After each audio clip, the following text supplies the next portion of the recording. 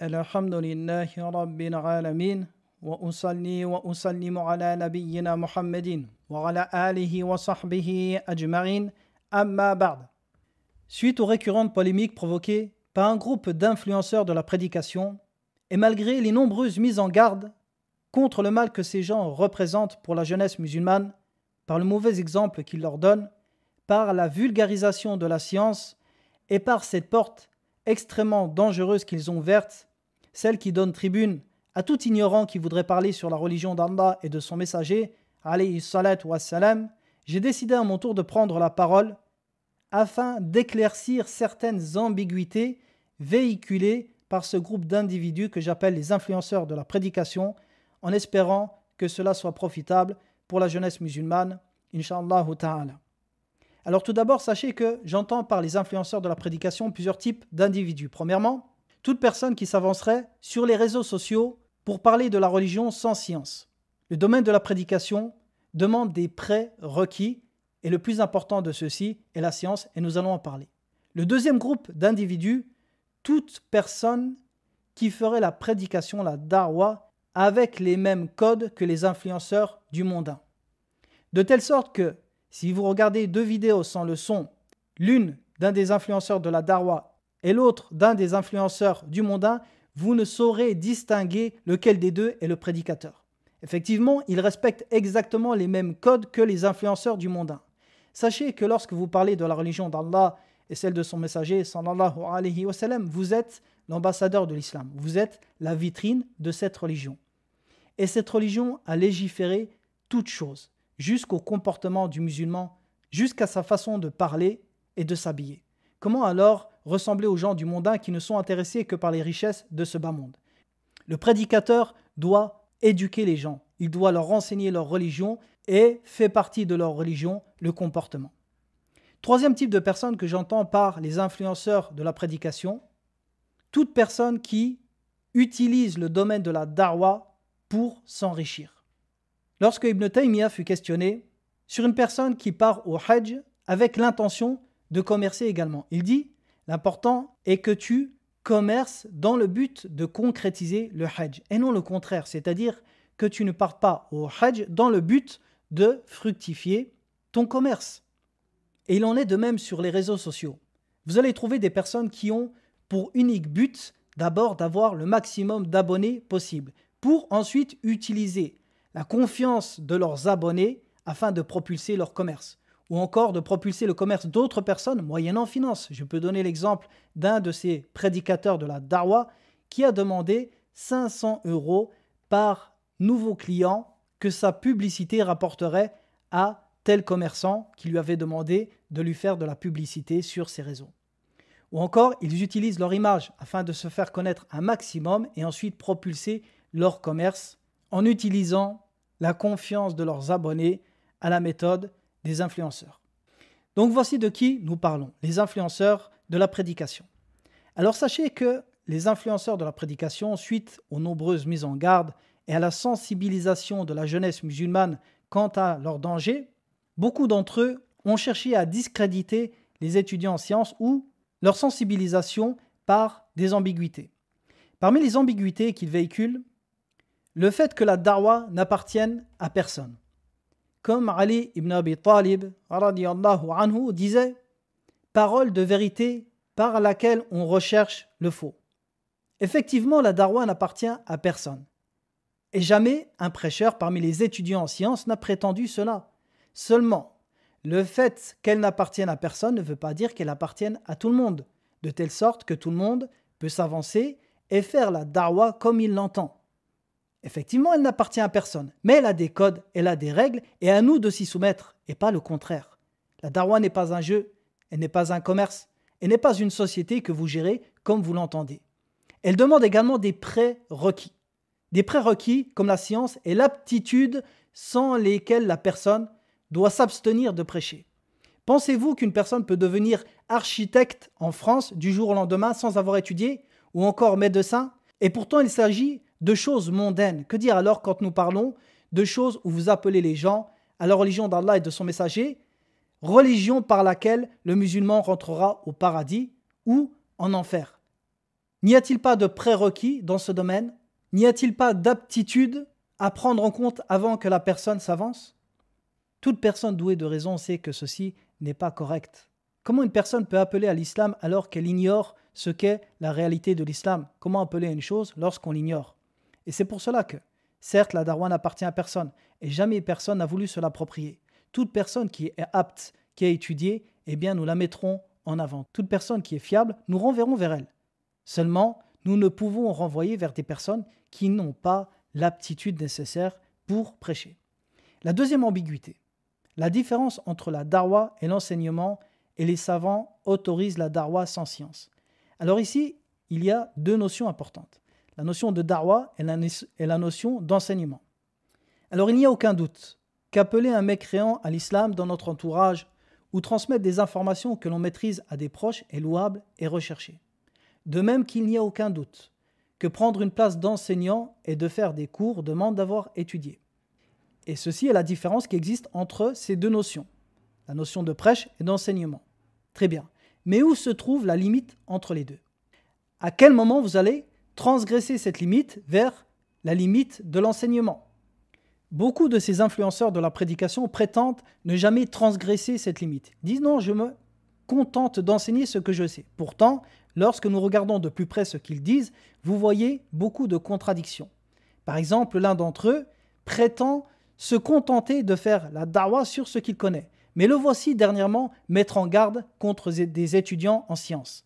Et pourtant, sachez que la mise en garde dans la religion est légiférée seulement, elle fait partie des plus hauts degrés de la prédication. C'est pour cela que la critique et l'éloge étaient réservés à une élite de savants à travers les siècles, de l'époque des Salafs jusqu'à notre époque. Et pourtant, un de ces prêcheurs qui prétend s'en tenir à la prédication fait des mises en garde. Le voici parler de Fattan, de mafia et ainsi de suite. Chose qui ne convient pas et qui prouve que ces personnes dépassent largement leur cadre de compétences. Deuxièmement, on peut mentionner également que certains d'entre eux prétendent encore se contenter d'enseigner ce qu'ils connaissent, mais les voici rentrés dans des masaïl, dans des questions jurisprudentielles très complexes. Mais au-delà du fait que ces personnes transgressent leur cadre de compétences, est-ce que les savants veulent par la darwa ici le fait qu'elles peuvent s'avancer sans science? Vous ne trouverez personne chez les gens de science dire que une personne peut faire la prédication sans science. Non. Ils disent la personne peut faire la prédication avec ce qu'elle maîtrise. Mais quand on parle de maîtriser, c'est-à-dire avec ce qu'elle a étudié et pas ce qu'elle a entendu ou croit connaître. Connaître une chose implique forcément l'avoir étudiée au préalable. Et étudier une chose implique également de l'étudier de la bonne manière. Et la science se prend chez les gens de science. La science ne se prend pas sur un réseau social en lisant quelques lignes, en pensant avoir compris les choses. Que dire alors de ces jeunes aujourd'hui qui s'avancent sur certains réseaux sociaux en ouvrant des salons de fatwa? Posez-moi vos questions en privé. Beaucoup de nos savants ici en Arabie refusaient de répondre aux fatwas, malgré que ces savants avaient étudié pendant plus de 40 ans de leur vie. Et malgré cela, ils étaient très prudents dans le fait de faire des fatwas. Et un exemple encore plus flagrant, le cas des compagnons du prophète, alayhi salatu wassalam, beaucoup refusaient de répondre et renvoyaient les gens qui les questionnaient vers d'autres compagnons. Car la responsabilité de la fatwa est immense. Une personne qui se trompe sur la religion d'Allah, qui parle sans science, aura certes dit sur la religion d'Allah ce qu'il ne sait pas, et ceci fait partie des plus grands péchés. Allah dit dans son livre « Qul innama harrama rabbi al-fawahisha, ma zahara minha wa ma batan, wal ithma wal baghya bighayri al-haqq, wa an tushriku billah, ma lam yunazzil bihi sultana, wa an taqulu ala Allahi ma la ta'lamun » Dans le sens approché de ce verset, dit « Mon Seigneur n'a interdit que les turpitudes, apparentes et cachées, les péchés, l'atteinte faite à autrui sans droit, de même qu'attribuer à Allah des associés, concernant l'adoration desquels il n'a révélé aucune preuve, et de dire sur Allah ce que vous ne savez pas. » Les savants ont dit que Allah a mentionné dans ce verset les péchés des moins graves aux plus graves. Il a commencé par les turpitudes, ensuite les péchés, ensuite l'atteinte faite à autrui sans droit, et ensuite le shirk, et dernièrement dire sur Allah ce que vous ne savez pas. Effectivement, parler sur la religion d'Allah sans science fait partie des caractéristiques des juifs et des chrétiens. Ils ont corrompu leur religion en parlant sans science ou en la falsifiant. Donc il faut bien comprendre que lorsque les savants parlent de prêcher ou parlent de cette distinction entre prêcher et enseigner, ne veut pas dire qu'il ne faut pas avoir étudié au préalable ce que vous prêchez. Deuxièmement, ceci n'implique pas forcément que se mettre en avant sur les réseaux sociaux en ayant des milliers, des centaines de milliers de personnes qui vous suivent est recommandé.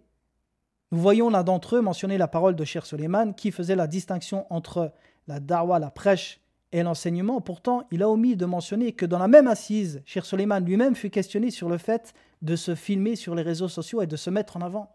Et Cheikh Suleiman a été explicite et clair. Il a dit « La personne qui craint pour lui-même, la personne qui craint d'être tentée, ne doit pas se mettre en avant en se filmant sur les réseaux sociaux.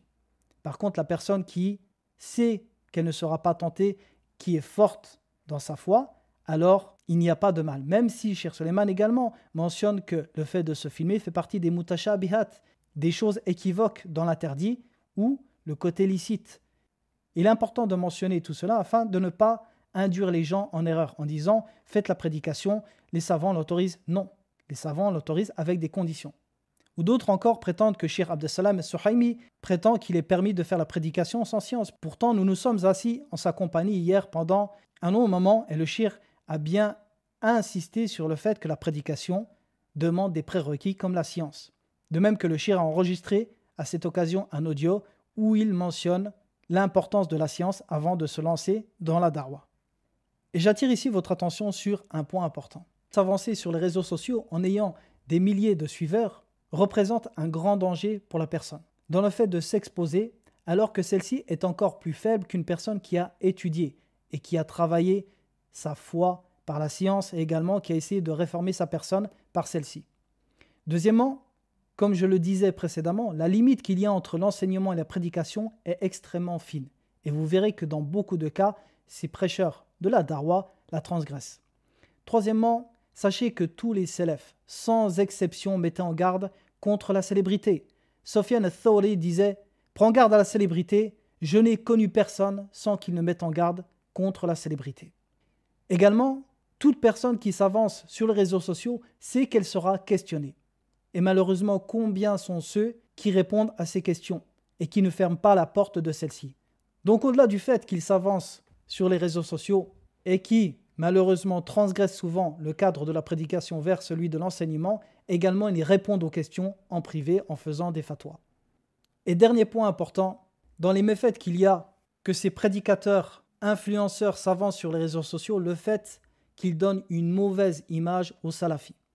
Si vous regardez un peu les paroles des gens de l'innovation ces jours-ci, vous verrez que beaucoup d'entre eux se raillent des salafis à cause de l'image de ces prédicateurs. Ils disent regardez les madakhila, regardez les salafiyoun ou les wahhabis, regardez qui sont leurs prédicateurs, des personnes qui n'ont jamais étudié, qui n'ont pas étudié, regardez comment ils parlent, comment ils bougent, ils relèvent même leurs erreurs, leur façon de se comporter.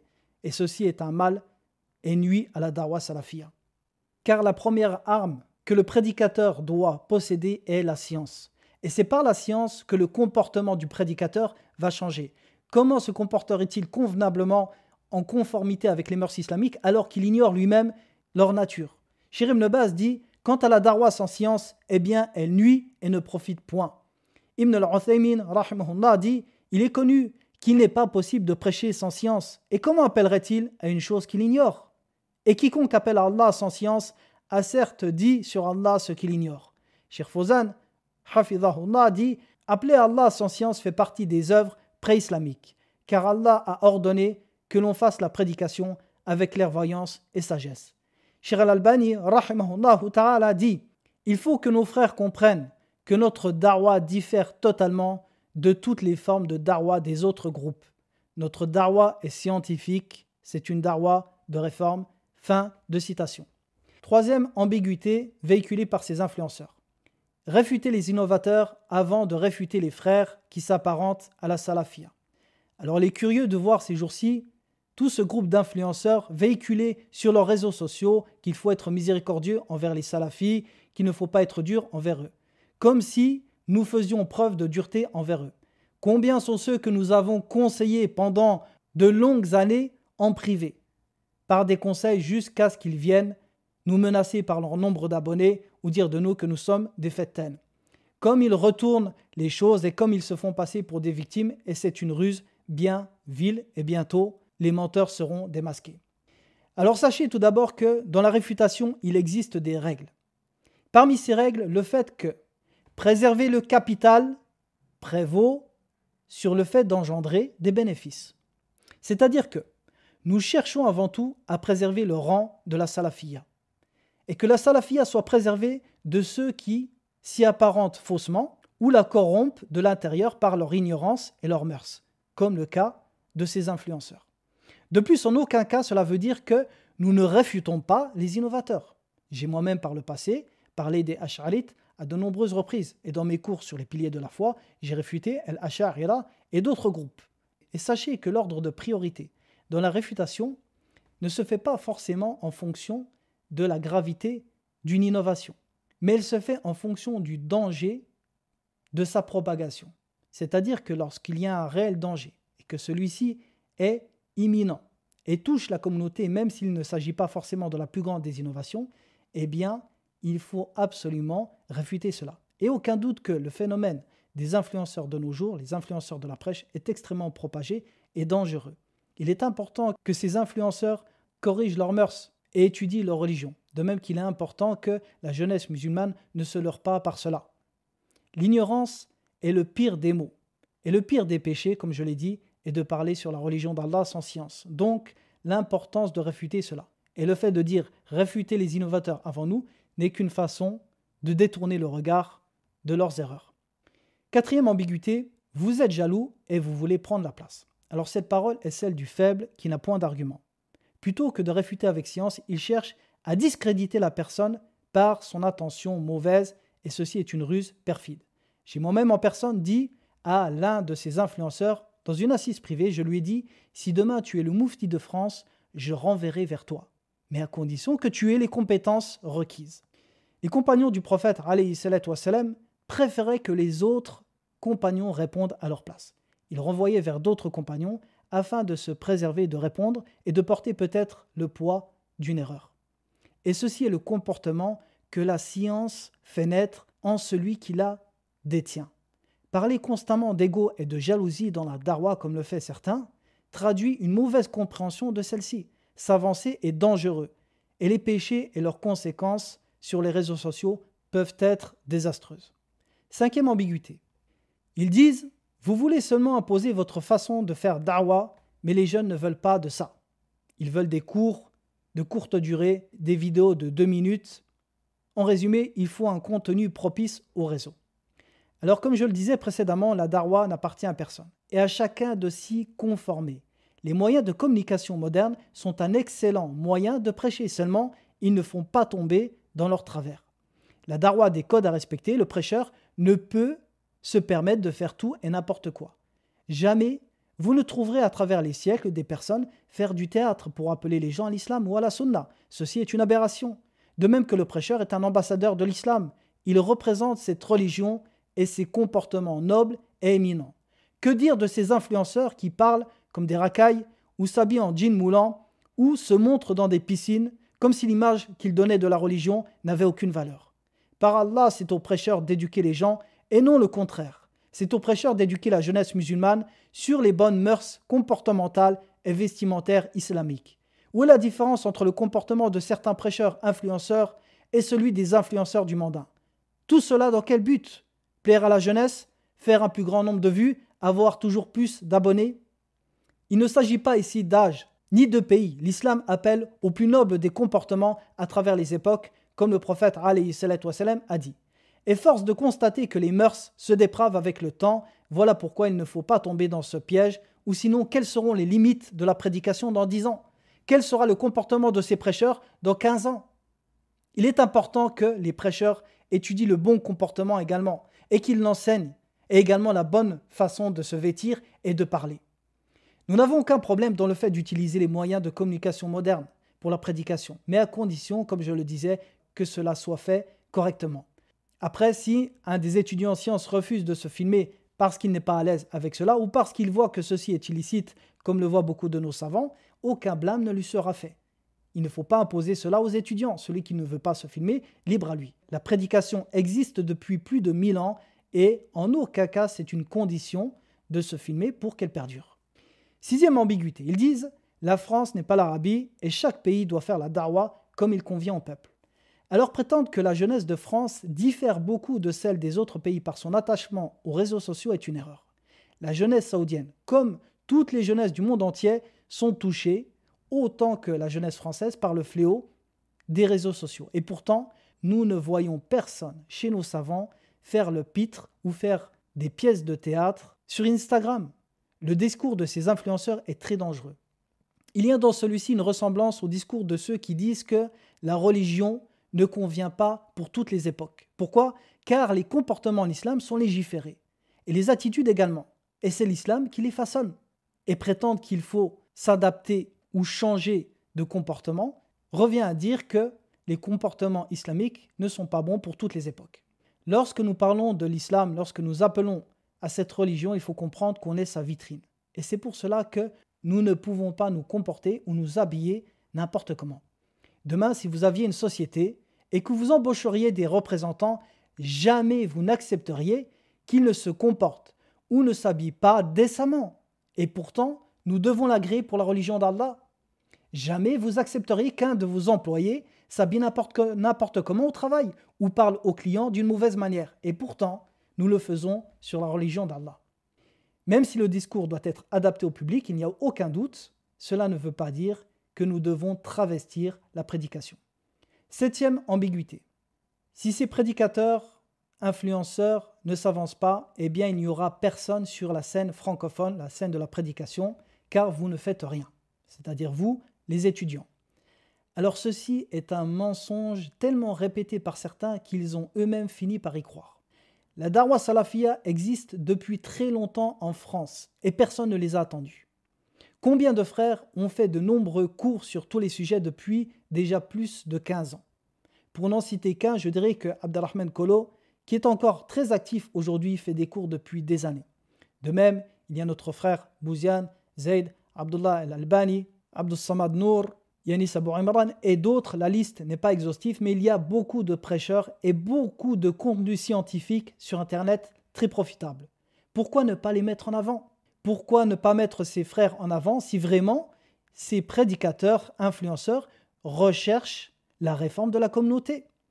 Ou plutôt veulent-ils absolument que cette réforme passe par eux alors qu'ils n'ont jamais étudié?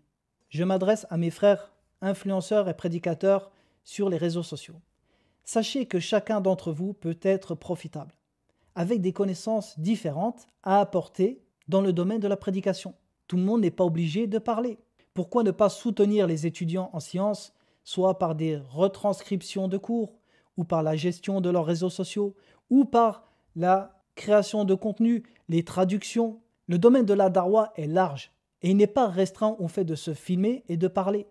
Et c'est ainsi que l'union dans la Da'wa pourrait vraiment exister. Mais maintenant, si vous nous appelez à s'unir avec des gens qui sont ignorants et qui parlent sur la religion d'Allah, ceci est impossible. Par contre, s'unir à des niveaux différents, bien sûr. Et ceci serait plus bénéfique pour la Da'wa et les gens encourraient moins de péchés, contrairement au fait de s'avancer et parler sans science. 8e ambiguïté, vous êtes des coupeurs de route. Alors s'ils entendent par cela que l'on coupe la route aux ignorants, eh bien oui, certes, nous sommes des coupeurs de route, aucun doute sur ça. Par contre, s'ils veulent par cela que nous coupons la route à des frères aptes à enseigner et profitables à la communauté, alors ceci est un grave mensonge. Je renvoie souvent vers des frères que je ne connais pas personnellement, mais dont j'apprécie le travail et dont le niveau scientifique n'est plus approuvé. De même que j'enjoins tous mes frères à étudier et à prendre nos places.